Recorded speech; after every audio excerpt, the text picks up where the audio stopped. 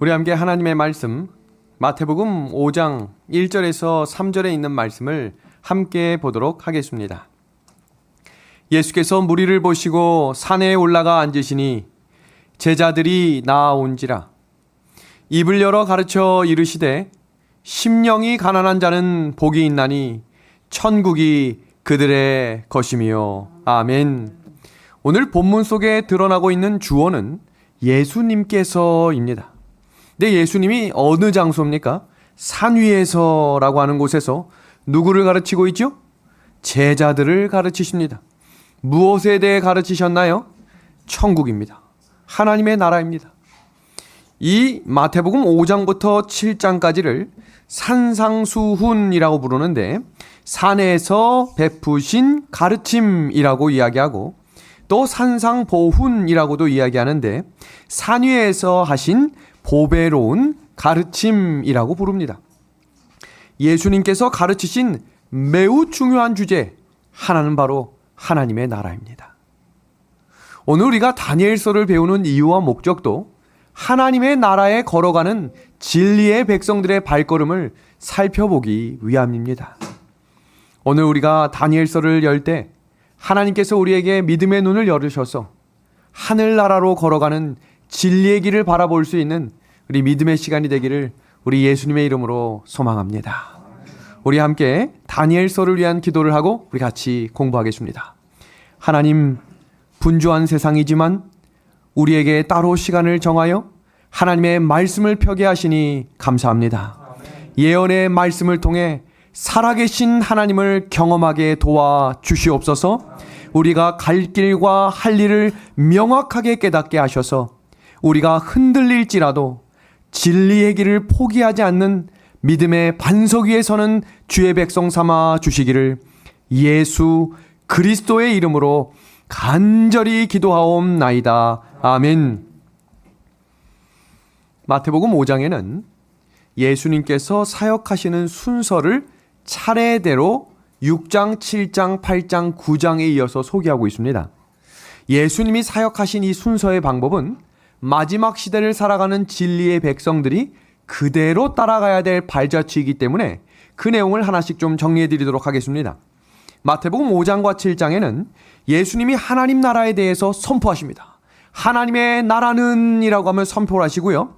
마태복음 8장부터 9장까지는 예수님이 집중적으로 병자를 고치시고 귀신을 쫓아내시는 장면이 기록되어 있습니다.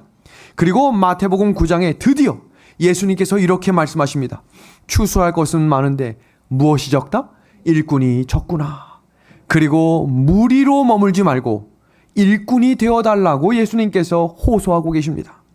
그리고 마태복음 10장에 드디어 12제자를 부르시는 장면이 기록되어 있는 것입니다.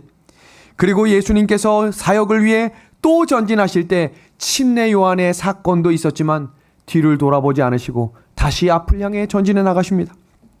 그리고 예수님의 공생애를 총정리한 세 개의 동사가 있는데, 그것은 가르치셨고, 두 번째 설교하셨고, 세 번째 치료하셨습니다.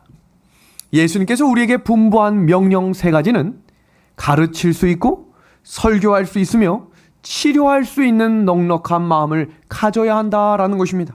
우리 붉은색 밑줄 다 같이 한번 읽어봐 주시겠습니까? 같이 읽어보겠습니다. 시작.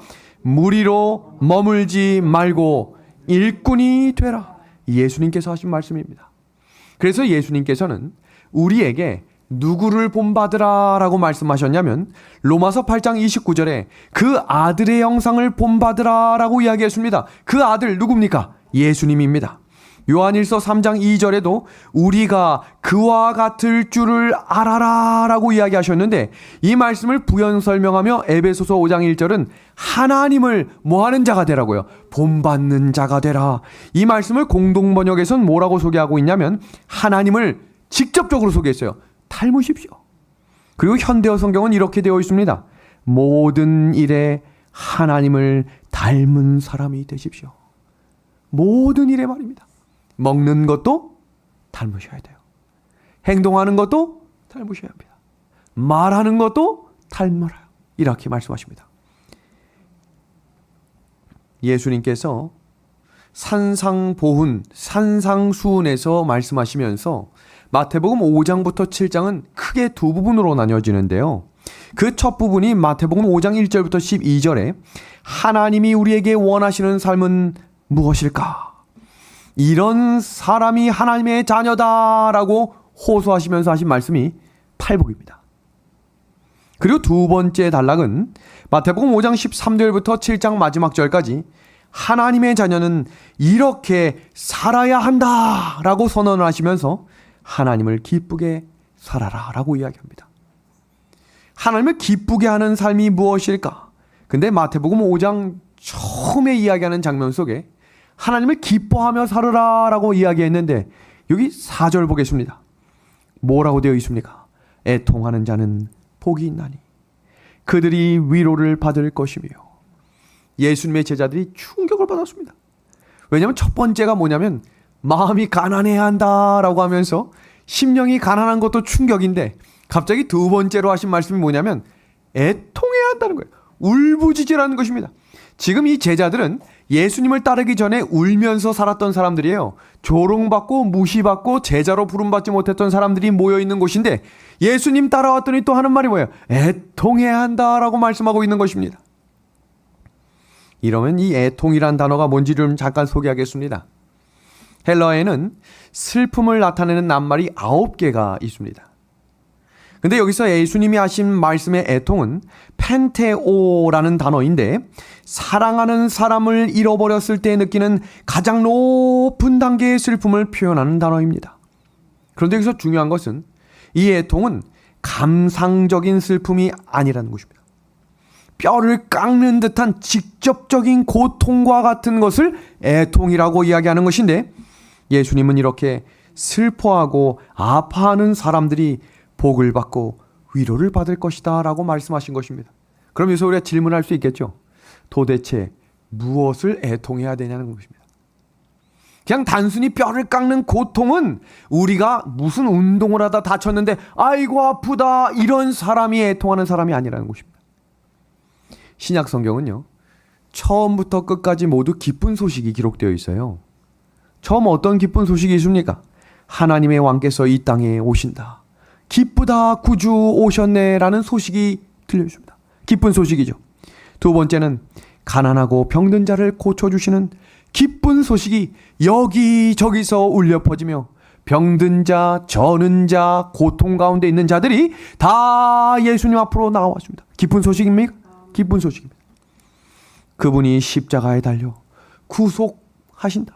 죄값을 대신 치러주시겠다는 거죠. 기쁜 소식입니까? 이 기쁜 소식을 천사들이 만방에 외치기 위해 전했습니다. 그런데 이 소식을 받는 사람들이 기뻐하지 않았다는 사실을 주목하셔야 합니다. 분명히 우리가 듣고 읽고 바라보는 성경은 기쁜 소식인데 이 성경을 보는 사람들의 마음이 기쁘지 않다는 것입니다. 왜 그럴까? 그 이유를 성경은 한 가지로 이야기합니다. 예수님이 있어야 할 자리에 죄가 대신하고 있기 때문입니다. 마음 가운데 죄가 있는 자는 기쁜 일을 보고도 기뻐할 수 없을 것입니다. 왜 우리의 마음 가운데, 왜 우리의 삶 가운데 기쁜 일이 자꾸 작아지는가? 죄 때문입니다. 하지 말라고 하는 일을 즐겁게 하고 있는 내 모습이 하나님이 기쁘게 보라고 하는 말씀이 기쁘지 않게 들리는 것입니다. 천국 백성이 왜 애통을 경험해야 할까요? 예수님이 애통을 먼저 경험하셨기 때문입니다. 예수님이 애통하셨기 때문에 우리도 애통해야 합니다. 히브리서 5장 7절의 말씀을 보겠습니다. 그는 육체에 계실 때에 자기를 죽음에서 능히 구원하실 이에게 심한 통곡과 눈물로 간구와 소원을 올렸고 그의 경건하심으로 말미암아 들으심을 얻었느니라. 여기 육체에 계실 때는 주석 성경에 이렇게 정리되어 있어요. 예수님이 지상생의 기간 동안. 이 말씀은 단순히 겟세마네 동산에서의 말씀만을 이야기하는 것이 아닙니다. 영감의 글을 볼까요? 여기 보겠습니다. 슬픔의 사람 예수께서는 그들에게서 조금 떨어진 곳으로 가서 심한 부르짖음과 눈물로서 단언하신다.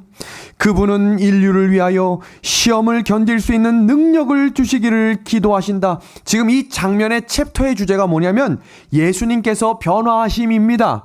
그러니까 지금 이 장면은 무슨 장면이에요? 예수님이 변화산 사건에 세 제자와 함께 올라가셨을 때 지금 제자 베드로가 예수님 제가 초막셋을 짓겠습니다 라고 하는 그 장면 속에 예수님은 심히 통곡하며 애통하는 마음으로 기도하고 계셨다는 거예요. 우리는 이 말씀의 초점을 베드로에게 뒀지만 예수님이 지금도 뭐하고 계신 거예요? 애통하고 계셨습니다. 뭐에 애통하는 것이었을까? 바로 죄입니다. 죄를 사랑하고 품고 있는 하나님의 백성들의 모습들과 세상을 바라보시며 예수님이 애통해 하셨다는 것입니다. 그리스도인이 애통해야 하는 단 하나는 바로 죄입니다. 왜냐하면 우리의 구원을 위해 애통하신 예수님이 싫어하시는 것이 뭐기 때문에 죄이고 우리의 구원을 방해하는 것이 뭐이기 때문에 죄이기 때문입니다. 오늘 우리가 살피게 될 벨사살의 이야기가 바로 죄 이야기입니다. 벨사살이 죽었습니다. 바벨론이 망했습니다. 가장 중요한 주제는 죄 때문에 망했다는 것을 명심하셔야 합니다. 이것이 오늘 말씀의 주제입니다. 그래서 애통하는 마음, 뭐에 대해서? 죄에 대해서. 죄가 두렵고 떨리고 멀리해야 한다는 사실을 오늘 말씀을 통해 호소하시니 성령의 음성을 듣게 되기를 간절히 소망합니다. 우리가 지난 시간에 다니엘 5장 1절부터 4절을 살피면서 바벨론, 고대 바벨론의 멸망과 마지막 시대의 영적 바벨론의 그 핵심 주제의 접합 지점을 함께 공부했습니다. 너무너무 중요한 말씀이기 때문에 그 말씀을 꼭 반복해서 꼭 들으시기를 간절히 소망합니다. 천여 명의 귀족들이 함께 모여서 벌였던 잔치는 있을 수 없는 잔치였다라고 이야기했습니다. 그 이야기는 지난 시간에 했기 때문에 넘어갑니다. 그리고 그 잔치에서 갑자기 벨사살이 하지 말아야 될 행동 하나를 했죠. 전에 예루살렘 성전 기물로 왔던 것을 가져오라고 말합니다. 그리고 거기에 술을 부어 먹고 마시자 어떤 일이 벌어졌다라고 소개했습니까? 갑자기 우상 숭배가 시작되었다라고 하는 장면으로 지난 시간 내용을 정리했습니다. 요한계시록을 정확히 이해하기 위해서 고대 바벨론이 어떻게 무너지게 되었는지를 정확히 이해하셔야 된다라고 하는 내용을 지난 시간에 공부한 것을 꼭 복습하십시오. 이제 오늘부터 시작되는 이야기를 시작합니다. 술에 취하고 세상의 여신들, 세상의 각종 목성, 금, 은, 동, 철로 만든 신들을 경배하며 쾌락의 밤에 취해 있었던 그곳에 한 손이 등장합니다. 다니엘 5장 5절에서 6절의 말씀입니다. 그때에 사람의 손가락들이 나타나서 왕궁 촛대 맞은편 석회벽에 글자를 쓰는데 왕이 그 글자 쓰는 손가락을 본지라.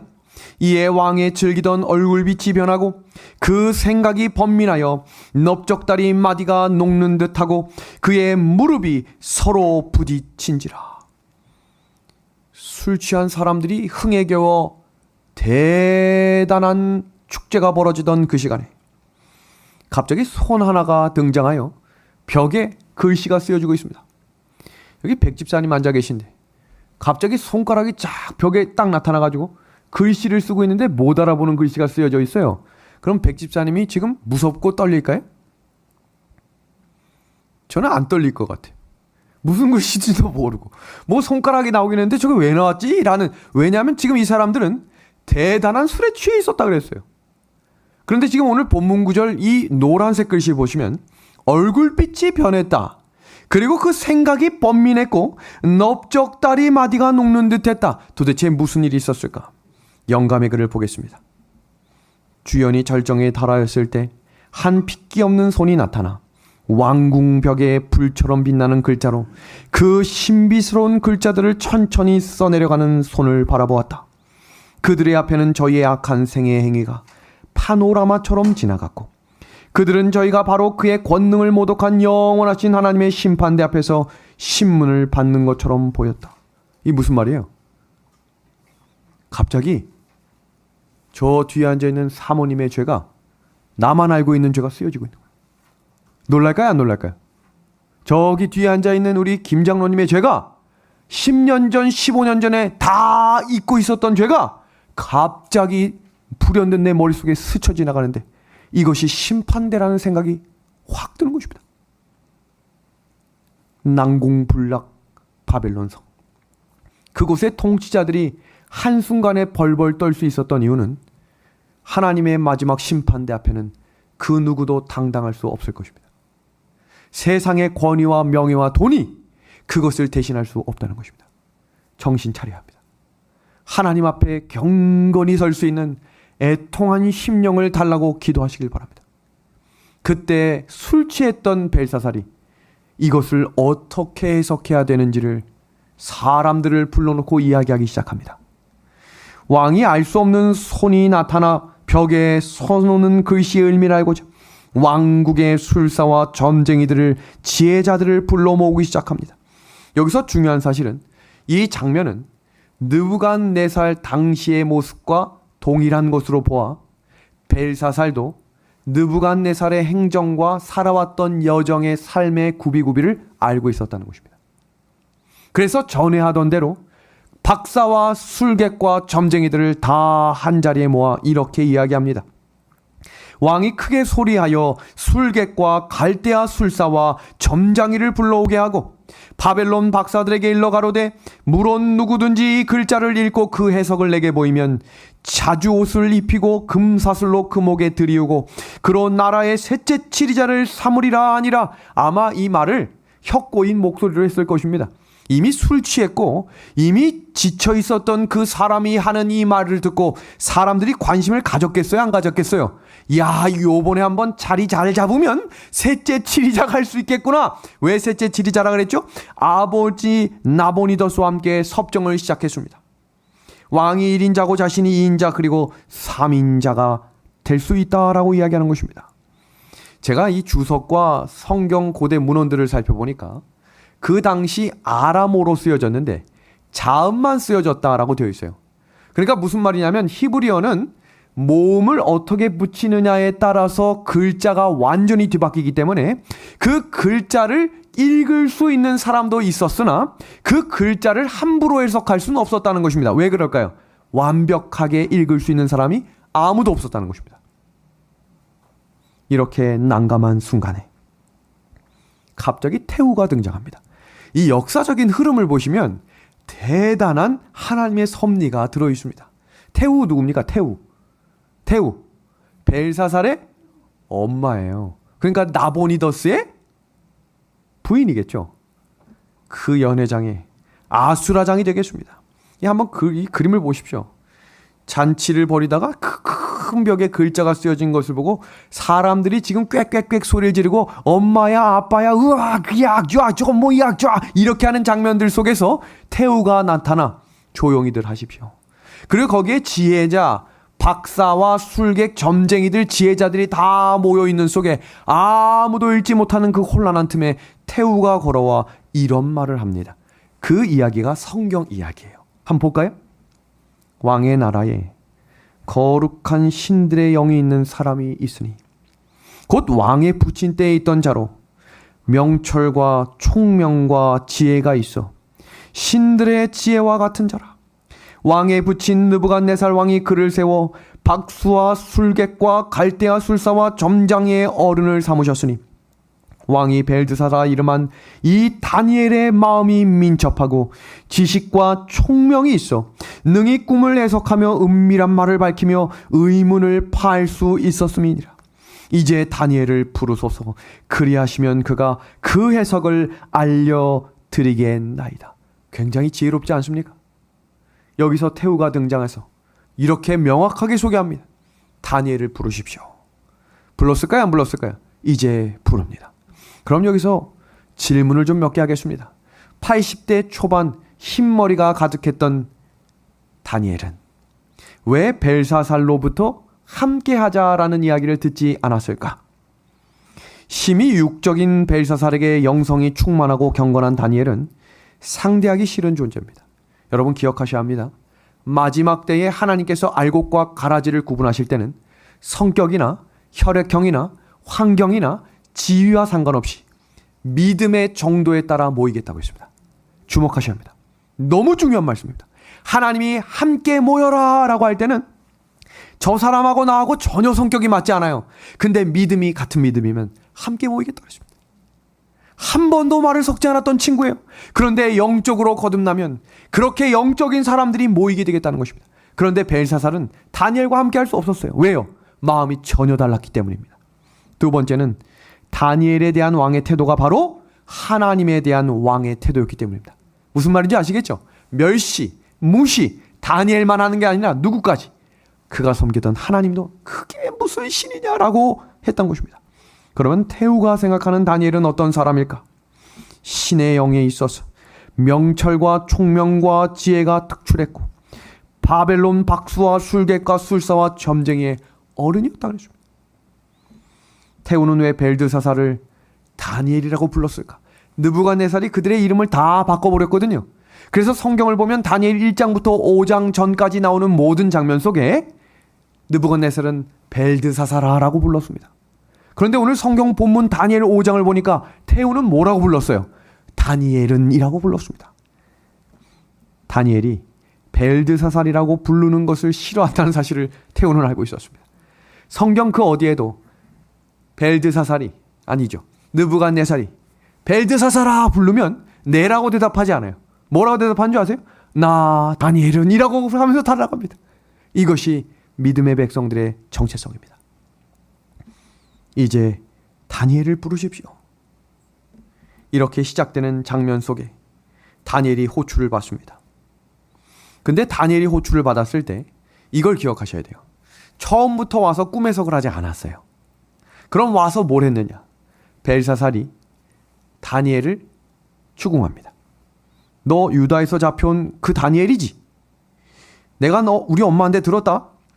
내가 너 이거 해석 잘하면 자색옷도 주고 3인자로 삼고 지금 너 말 한마디로 인생 자체가 다시 한번 통째로 바뀔 수 있는 대단한 중요한 시점에 있다 라고 이야기했습니다. 그때 다니엘의 대답을 보십시오. 이것이 종말 시대를 살아가는 그리스도인들의 믿음의 자세가 되어야 합니다. 다니엘 5장을 공부하는 우리의 자세는 이것을 풀이 형식과 해석이 어떻게 되는지에 초점을 맞출 것이 아니라 마지막 시대를 살아가는 백성들의 삶의 자세를 살피셔야 합니다. 그것이 애통하는 사람의 태도이기 때문입니다. 자, 보겠습니다. 다니엘이 왕에게 대답하여 가로되 왕의 예물은 왕이 스스로 취하시고 왕의 상급은 다른 사람에게 주옵소서. 이 말은 뭐예요? 저는요 그렇게 돈, 명예, 권력이 의미가 없습니다. 아멘? 아멘 안 하시는 분들은 아직 포기 못 하신 거죠? 우리의 삶 속에 이 믿음이 회복될 수 있도록 기도하셔야 합니다. 그래서 다니엘 5장 17절이 기록되어 있는 거예요.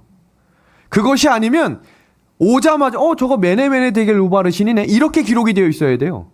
그런데 오자마자 다니엘이 한 행동들은요 먼저 벨사살을 지적합니다. 죄를 지적했다는 얘기예요. 해석이 중요한 게 아니에요. 하나님의 사람들은 그 뜻을 알고 있느냐 모르고 있느냐가 중요한 것이 아니라 죄를 죄라고 말할 수 있는 믿음을 회복하셔야 합니다.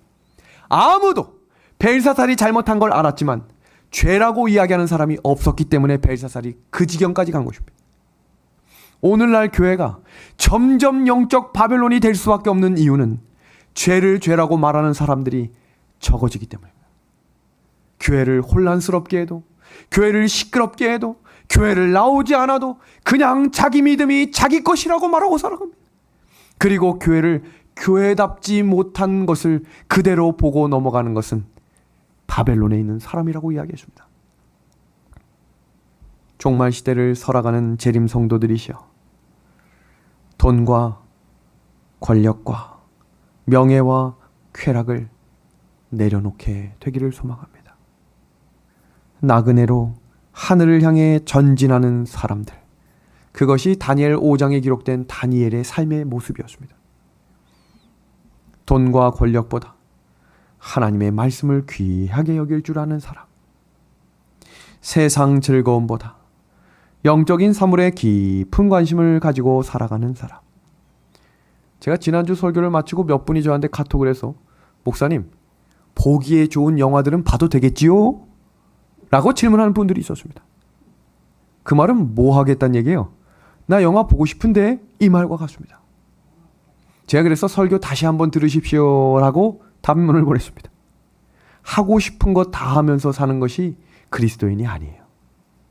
하고 싶은 것을 절제하는 모습을 배우는 것이, 전에 3편 봤으면 이제 한 편으로 줄이고, 이제 한 편 보는 것도 안 보고 그 시간에 하나님의 말씀을 한 번 더 들을 수 있는 믿음이 회복되는 발걸음이 진리를 따라 걸어가는 태도의 모습입니다. 너무 다이어트 하려고 신경 쓰지 마십시오. 죄를 더 다이어트 하셔야 합니다. 우리의 육적인 몸보다 영적인 마음이 회복되면 육적인 몸도 하나님께서 회복시켜 주실 것입니다. 하나님의 말씀을 보고 듣는, 연구하는 것이 가장 큰 기쁨이었던 사람이 다니엘이었습니다. 다른 사람에게 복음을 전하고 그 일을 통해 보람을 느끼고 행복감을 느끼는 사람. 그것이 이 시대를, 마지막 시대를 살아가는 발걸음의 태도의 모습이 되어야겠습니다. 이렇게 말합니다. 이제 다니엘이 벨사살 앞에 서서 이 글자가 나타난 이유를 먼저 소개합니다. 주목하셔야 됩니다. 왕이 이렇게 말했어요. 이거 좀 빨리 해석해줘. 그럼 너 좋은 옷 입혀주고 너가 갖고 싶은 금사슬 다 줄게. 아이, 저 그런 거 필요 없습니다. 라고 이야기가 마치자마자 이 글자가 왜 나타났는지 지금부터 소개할 테니 잘 들으십시오. 첫 번째입니다. 부친 느부갓네살의 아들로 그의 파란만장한 경험을 보고 왜 자신을 낮추지 않고 스스로 높이십니까? 지금 왕 앞에서 목숨 걸고 이야기하고 있는 거예요. 해석을 하라고 불렀더니 당신 왜 그 죄 회개하지 않습니까? 라고 말합니다. 그럼 여기서 우리가 확인할 게 있겠죠. 느부갓네살의 손자거든요. 근데 다니엘도 왜 부친이라고 이야기했을까? 그 장면을 우리 역사 연대 공부, 우리 지난 시간에 했던 내용과 연결시켜서 좀 공부해 드릴게요. 벨사살의 아버지가 나보니더스고, 나보니더스는 느부갓네살의 사위였어요. 그러니까 한마디로 벨사살은 느부갓네살의 손자였죠. 그런데 지금 다니엘은 부친이라고 이야기했고 아들이라고 말했단 말이에요. 그럼 이 부친과 아들은 당대 고대 사회에서 어떤 어휘로 쓰였는지를 정리하겠습니다. 첫 번째, 당시 아랍과 바빌로니아 사람들의 어법으로 아들이라고 하는 단어 하나에는 손자와 양자라는 단어가 포함되어서 아들이란 단어로 통칭해서 썼습니다. 두 번째, 아버지라는 말은 조상, 조부, 증조부, 고조부 등 그 이상의 조상을 가르치는 모든 단어가 다 뭐예요? 아버지라고 통칭했습니다. 그래서 부친 느부갓네살의 아들로라고 하는 이 단어는 그 당시 사회상에 쓰여졌던 용법이 그대로 사용됐음을 이해하시면 되겠습니다. 두 번째입니다. 어찌하여 하나님의 성전의 그릇으로 술을 따라 마셨습니까? 왕이 짐승이 되어 7년 짐승이 되어 돌아온 것을 알고 있는 당신, 어떻게 똑같은 죄를 반복해서 짓고 있습니까? 이렇게 교회에서 잘못 설교했다가는 아마 끝나고 우리 목사님이 왜 저러나 하는 이야기들을 듣게 될 것입니다. 오늘날 설교 단상에서 죄를 지적하는 설교를 함부로 없는 시대가 되었습니다. 그저 은혜만을, 그저 사랑만을, 하나님이 다 용서하시는 분임을, 그것만을 좋아하는 올바른 그리스도인의 태도가 아닙니다. 그리고 이야기합니다. 보지도 듣지도 알지도 못하는 신상들을 왜 찬양하고 계십니까? 마지막입니다. 왕은 지금까지 하나님께서 당신을 보호하심에도 불구하고 왜 하나님께 영광을 돌리지 않으십니까? 지금 이 4가지가 오늘 이 말씀을 듣고 있는 우리에게 하는 말이에요. 벨사살에게만 한다라고 생각하지 마시고 오늘 하나님께서 하나님의 사람의 입술과 말씀을 통하여 우리에게 정신 똑바로 차리고 믿음 가운데 살아가라라고 하는 하나님의 호소가 되기를 우리 예수님의 이름으로 간절히 호소합니다. 영감의 글을 볼까요? 나는 그대가 영생을 위하여 열심히 일하기를 호소한다. 사단의 사슬을 깨뜨리고 그의 관계에 맞서서 일하라. 이것이 그대의 영혼의 말이 되게 하라.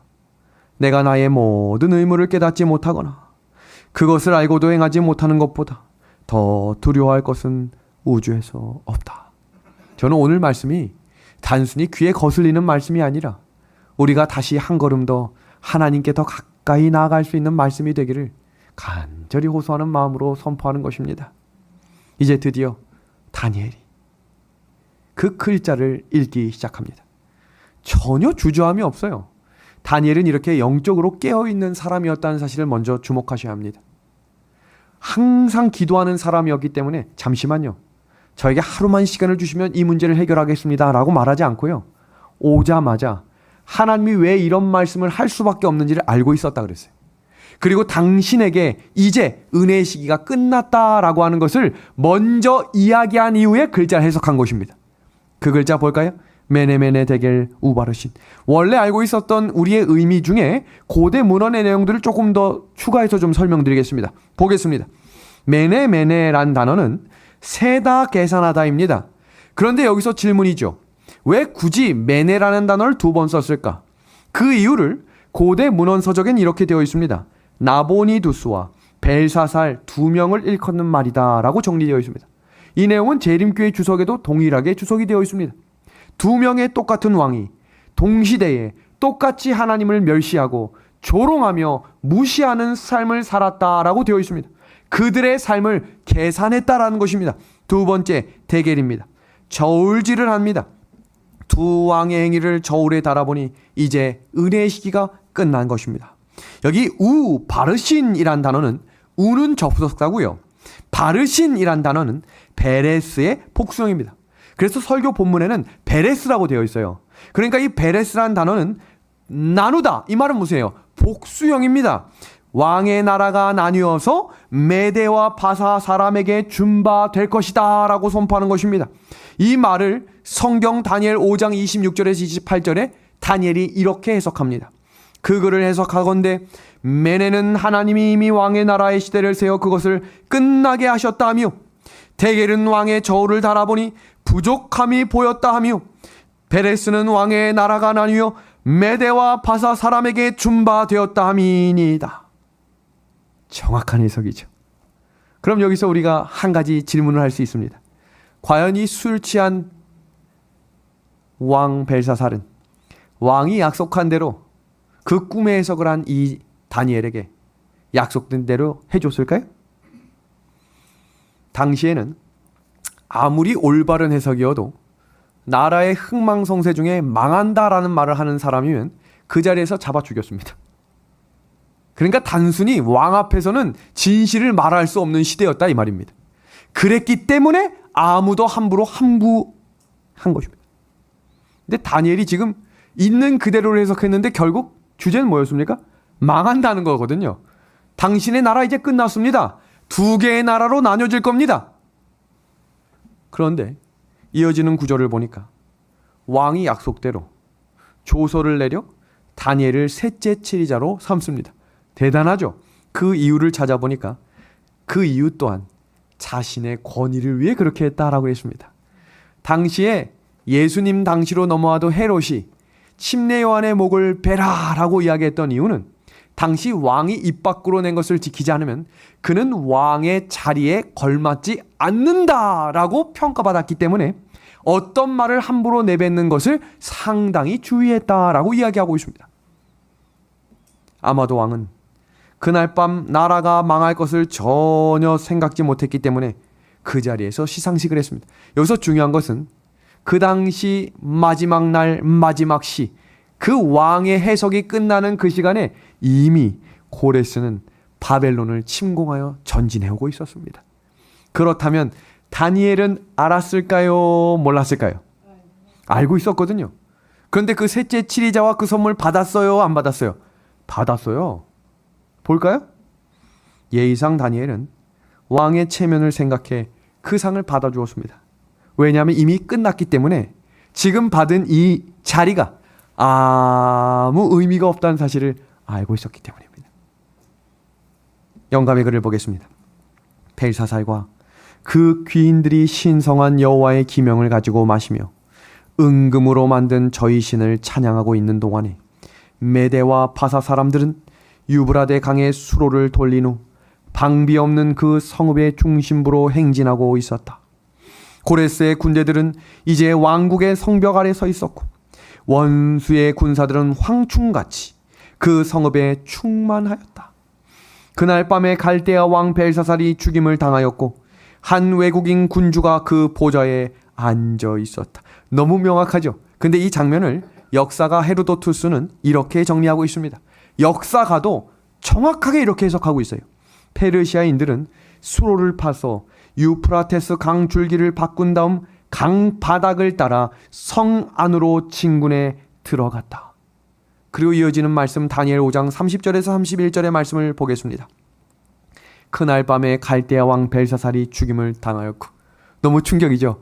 지금 그 꿈을 듣자마자 벨사살은 죽었습니다. 메대 사람 다리오가 나라를 얻었는데 때에 다리오는 62세였더라. 너무 정확하지 않습니까? 예언은 이렇게 한치의 오차 없이 숫자를 기록해놨다는 말은 하나님은 정하신 때에 하나님의 방법대로 약속된 일을 반드시 이루신다는 분입니다. 아멘이죠. 반드시 일어납니다. 바벨론 함락될 당시 벨사살 아버지 나보니두스는 외지에 가서 전쟁 중이었습니다. 당시 고대의 왕권 패권 다툼 속에 메데바사가 일어나고 있었기 때문에 그 중요한 요충지에서 전쟁을 일으키고 있었던 나보니더스는 벨사살이 죽었고 바벨론이 함락되는 이야기를 그 자리에서 들었다라고 정리되어 있습니다. 다음입니다. 바벨론을 정복한 왕은 고레스인데 고레스는 메데 사람 다리오, 고레스의 삼촌입니다. 바벨론을 통치하도록 위임합니다.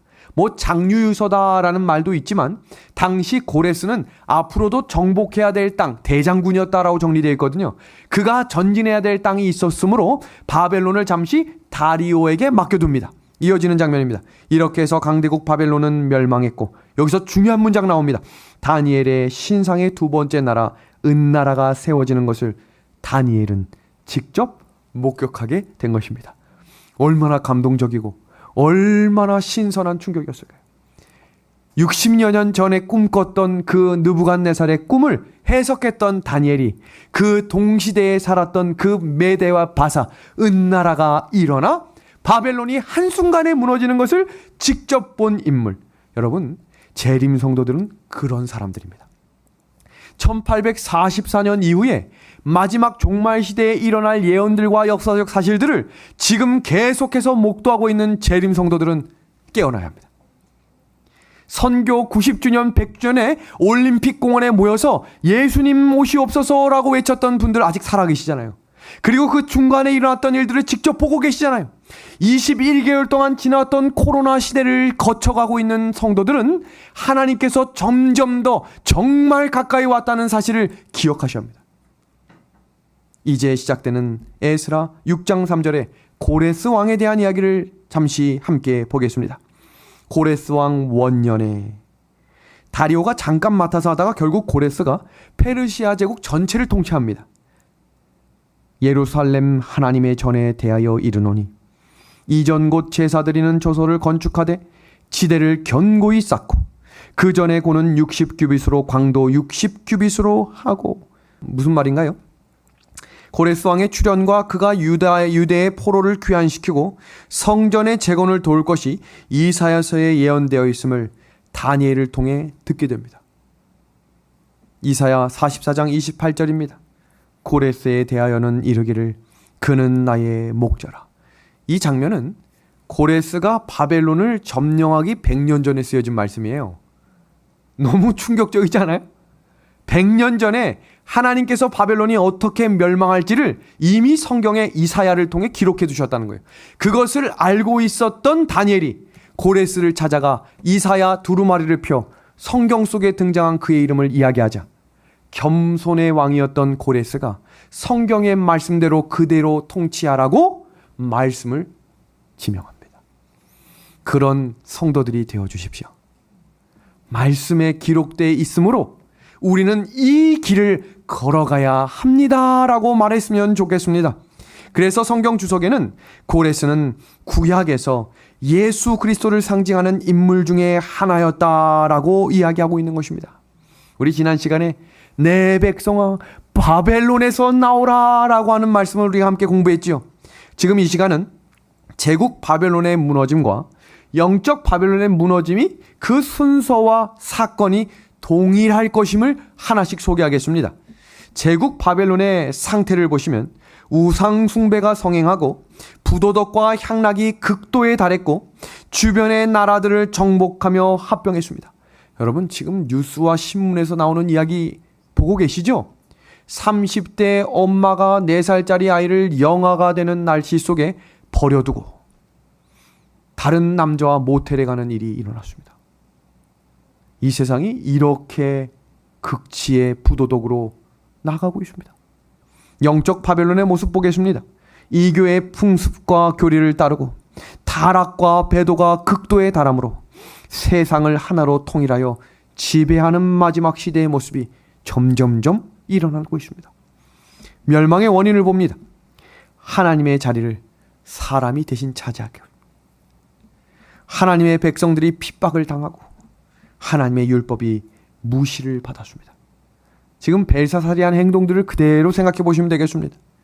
영적 바벨론의 모습에서 어떤 이가 자기를 보여 하나님이라고 말을 합니다. 성도들을 핍박하고 마지막 때에 죽이려 할 것이고 계명을 변경하고 폐하려 할 것입니다. 최후 멸망의 장면도 동일합니다. 고레스의 출현으로 바벨론은 망하고 페르시아 제국이 세워진 하나님의 심판과 예언이 온전히 성취된 것처럼 예수 그리스도의 재림으로 인간 나라는 망하고 하나님의 나라가 세워질 것입니다. 이렇게 동일한 믿음의 백성들이 말씀에 근거하여 진리의 길을 향해 전진해 나가기를 우리 예수님의 이름으로 소망합니다. 오늘 제가 시작할 때 애통해야 한다라고 이야기했죠. 무엇에 애통해야 된다고 가르쳐 드렸습니까? 죄입니다. 죄.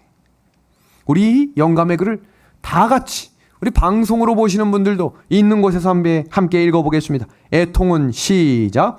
애통은 진정한 마음으로 죄를 슬퍼하는 것을 의미합니다. 여러분 애통은 그냥 눈물만 난다고 애통이 아닙니다. 난 지금 눈물을 흘리고 있으니까 회개하는 거, 그건 절대 아닙니다. 죄가 정말로 슬퍼야 하는 것입니다.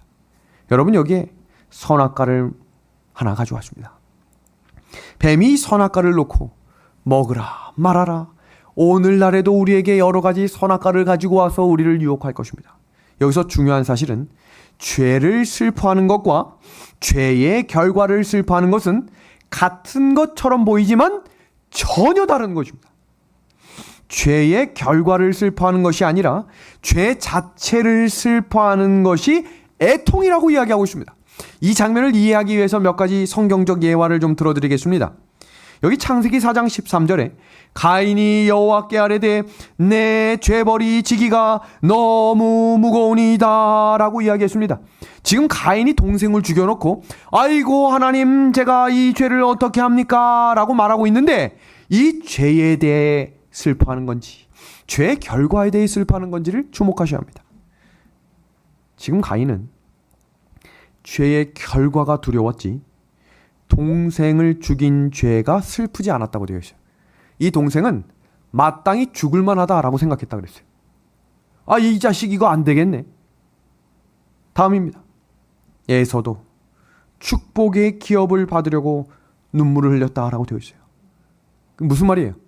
죄가 슬픈 게 아니고 요거 죄 잘 해결해 주면 하나님이 축복 주시는 거구나. 그걸 이용해 먹으려고 했다는 것입니다. 잃어버린 축복을 안타까워한 것이지 하나님이 주신 장자의 특권을 소홀히 여긴 죄를 슬퍼한 것이 아니었다라고 이야기합니다. 가룟 유다의 경우를 살피겠습니다. 마태복음 27장 4절입니다. 이르되 내가 무죄한 피를 팔고 죄를 범하였다.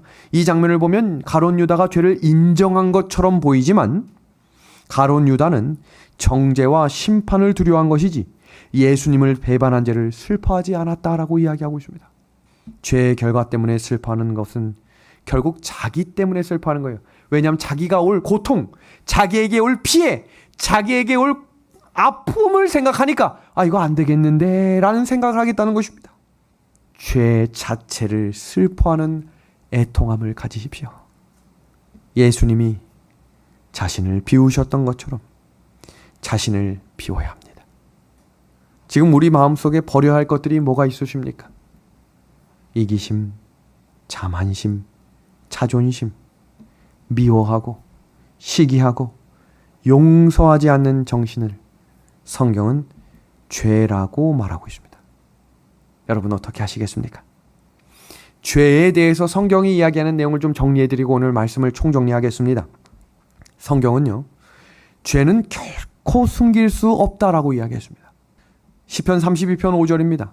내가 이르기를 내 허물을 여호와께 자복하리라 하고 주께 내를 아뢰고 내 죄악을 숨기지 아니하였더니 곧 주께서 내 죄악을 사하셨나이다.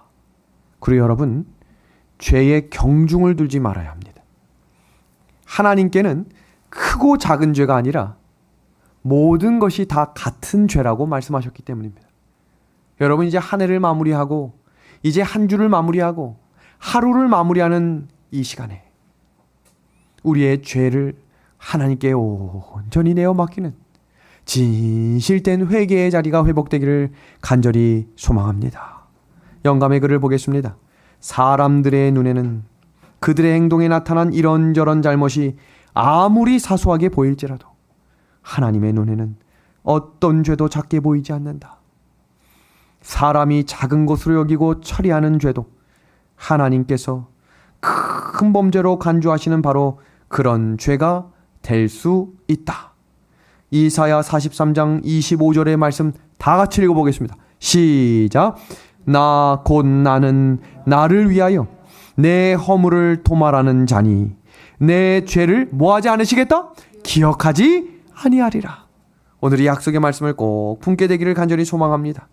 여러분, 행복이라는 단어가 영어로 happiness입니다. 그런데 이 happiness의 원어가 happen입니다. 이 단어는 무슨 말이냐면 우연히 오는 것, 그것이 행복이라는 거예요. 근데 성경에서 이야기하는 복은요, happy나 happiness라고 말하지 않고 blessing이라고 말합니다. 근데 이 blessing의 원어가 뭐냐면 bleed라는 단어에서 온 것입니다. 이 bleed라는 단어가 뭐냐면 바로 피입니다. 피. 성경의 참된 복은 하나님과의 바른 관계, 창조주 하나님 앞에서 부끄럽지 않은 삶, 거룩한 하나님 앞에 당당할 수 있는 삶, 그 온전한 관계의 회복은 예수님밖에 없어요. 의인은 없나니 하나도 없다고 했어요. 내가 깨끗하게 살았다고 해도 우리는 원래 태어나면서부터 죄인이기 때문에 예수님의 피가 없으면 그 누구도 하나님 앞으로 나아갈 수 없는 존재입니다. 그래서 성경은 예수를 바라보라고 말씀하고 있는 것입니다. 믿음의 아내 가족 여러분, 성경은 예수님을 믿음으로 포기하라고 가르치고 있거든요. 뭘 포기하라는 걸까요? 세상 모든 걸 포기하라는 것일까요? 그건 바로 죄를 포기하라는 것입니다. 내가 하늘로 갈 수 없는 것들을 포기하시고 그 죄를 위해 애통하는 마음을 회복하게 되기를 간절히 소망합니다. 성경 말씀입니다. 만일 우리가 우리 죄를 자백하면 저는 미쁘시고 의로우사 우리 죄를 사하시며 모든 불의에서 우리를 깨끗게 하실 것이요. 미가서 7장 18절 19절입니다. 주와 같은 신이 어디 있으리까? 주께서는 죄악을 사유하시며 그 기업에 남은 자의 허물을 넘기시며 인애를 기뻐하심으로 노를 항상 품지 아니하시나이다. 다시 우리를 긍휼히 여기셔서 우리의 죄악의 발로 밟으시고 우리의 모든 죄를 깊은 바다에 던지시리다. 아멘. 붉은 글씨 보세요. 하나님께 죄를 자백하십시오. 애통하는 마음입니다. 그러면 하나님께서 구속하신 우리 십자가에 달리신 예수님께서 우리 죄를 깨끗게 해주실 것입니다. 그것이 다니엘 5장의 벨사살의 반면 선생을 통해 끝까지 교만했던 마지막 심판자의 모습을 통해 우리에게 다시 한번 긍휼함으로 호소하시는 하나님의 음성을 듣게 되는 이 귀한 말씀의 시간이 되기를 소망하며 오늘 저녁 말씀을 줄이도록 하겠습니다.